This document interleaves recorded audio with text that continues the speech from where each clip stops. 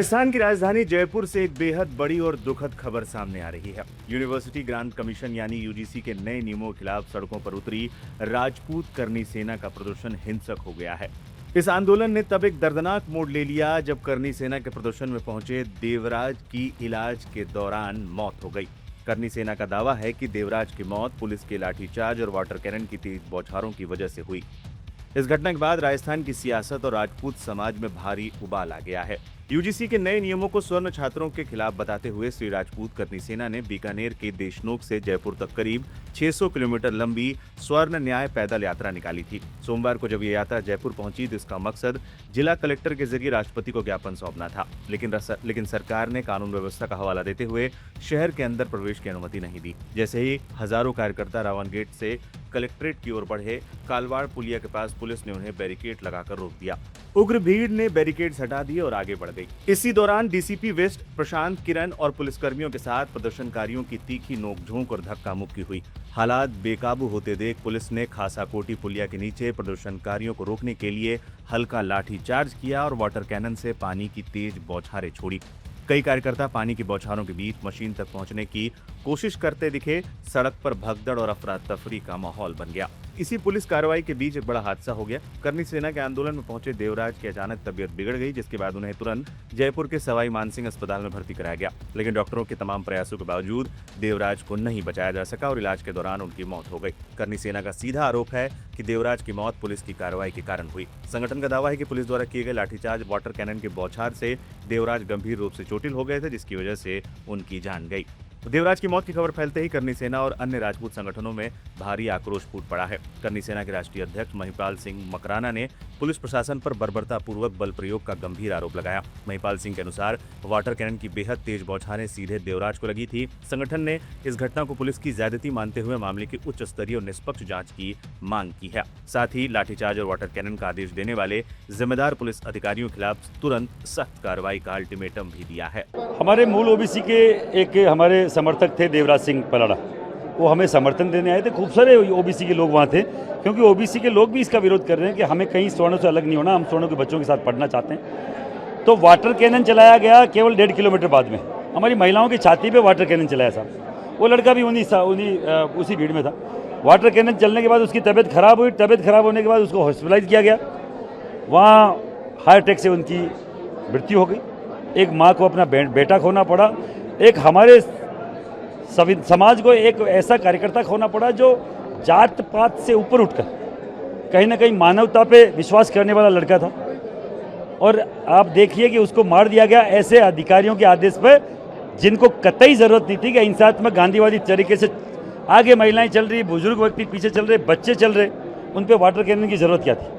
और ऐसा क्या उपद्रव किया था इन्होंने? क्या गलती है कि हम लोग हमारे मांग को, हमारी जो डिमांड है उनको, उनका जो ज्ञापन है उसको कलेक्टर को नहीं सौंप सकते?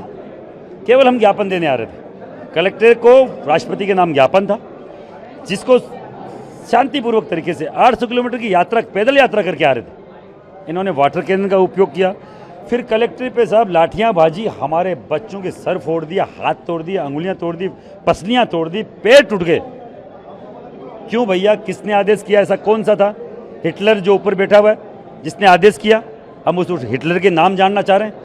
सुपड़ा साफ कर देंगे। 1 करोड़ का मुआवजा जल्द से जल्द, सरकारी नौकरी और संबंधित अधिकारियों को अविलंब सस्पेंड किया जाए। बजरंग सिंह, बीएल मीणा और गुरु भूपेंद्र नाम के 3 अधिकारी नाम हमारे जो वीडियो में आ रहे हैं, उसके अलावा जो अधिकारी उसमें थे जिन्होंने आदेश किया वाटर कैनन का, बाकायदा सस्पेंड हो, नहीं तो जयपुर जाम, सीएम हाउस घेरेंगे, राजस्थान बंद कराएंगे। 7 दिन का अल्टीमेटम है और कतई हम पीछे हटने वाले नहीं है। एक तो हमारे साथ कल एक ओबीसी का व्यक्ति था, हमारा भाई था, जो कल वहाँ कैनल पे वहाँ पे लाए, वो पानी से और बैरिकेड गिरने से कालवाड़ पुलिया पे उसकी तबीयत खराब हुई, उसको एडमिट किया गया और उसी रात को उसकी डेथ हो गई। आज दाह संस्कार हुआ और मूल ओबीसी हम जहाँ गए तो हमें मूल ओबीसी का समर्थन मिला। वो भाई भी हमें समर्थन के हिसाब से हमारे साथ आया हुआ था। उसके हमने एक मांग रखी है कि उसको 1 करोड़ रुपये का मुआवजा दिया जाए और आने वाले जो निकाय चुनाव जल्दी आ रहे हैं, उन निकाय चुनाव से पहले ये 7 दिन अंदर नहीं माना गया तो हम निकाय चुनाव में घर घर गाँव ढंढ जाके हम चुनाव में इनको हराएंगे।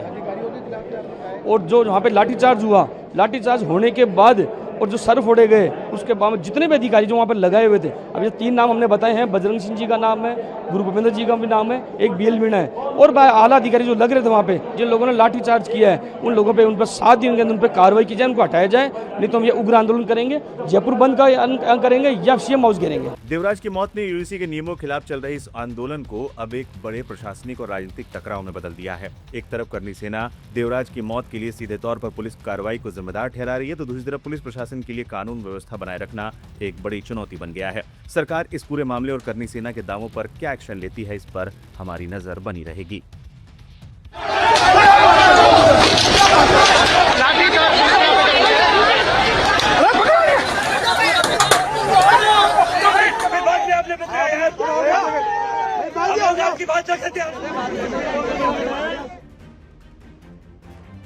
राजस्थान की राजधानी जयपुर सोमवार को उस वक्त सियासी और प्रशासनिक टकराव का केंद्र बन गई जब यूनिवर्सिटी ग्रांट्स कमीशन के नए नियमों को वापस लेने की मांग को लेकर निकाली गई राजपूत करणी सेना और विभिन्न स्वर्ण संगठनों की रैली हिंसक झड़प में बदल गई। प्रदर्शनकारियों को रोकने के लिए पुलिस ने पहले बैरिकेडिंग की, लेकिन जब भीड़ आगे बढ़ने लगी तो हालात बेकाबू हो गए। इसके बाद पुलिस को वाटर कैनन चलानी पड़ी और हल्का लाठीचार्ज तक करना पड़ गया।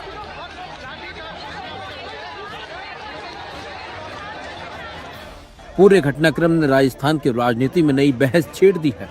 दरअसल करणी सेना बीकानेर से करीब 600 किलोमीटर लंबी पदयात्रा निकालकर जयपुर पहुंची थी।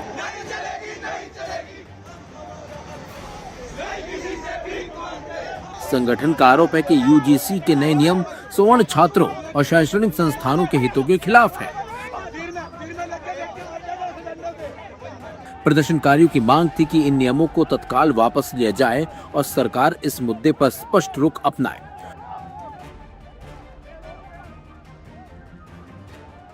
सोमवार को जैसे ही हजारों की संख्या में कार्यकर्ता रावण गेट से कलेक्ट्रेट की ओर बढ़े, पुलिस ने कालवाड़ पुलिया और आगे कई स्थानों पर बैरिकेड्स लगाकर उन्हें रोकने की कोशिश की, लेकिन प्रदर्शनकारी बैरिकेड हटाकर आगे बढ़ते गए। इसी दौरान पुलिस और प्रदर्शनकारियों के बीच तीखी धक्का मुक्की हो गई।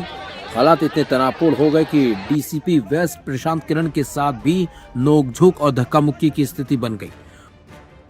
पुलिस का कहना है कि प्रदर्शनकारियों को पहले ये तय रूट पर चलने और ज्ञापन सौंपने की अनुमति थी, लेकिन भीड़ अचानक बीजेपी कार्यालय की तरफ बढ़ने लगी। इसके बाद पुलिस ने खासा कोटी पुलिया के नीचे उन्हें रोकने की कोशिश की। जब प्रदर्शनकारी नहीं माने तो भीड़ को कंट्रोल करने के लिए वाटर कैनन से पानी की तेज बौछारें छोड़ी गईं और हल्का लाठीचार्ज किया गया। इस दौरान कई प्रदर्शनकारी पुलिस की वाटर कैनन के सामने डटे रहे और कुछ लोग तो पानी की बौछारों के बीच मशीन तक पहुंचने की कोशिश करते भी दिखाई दिए।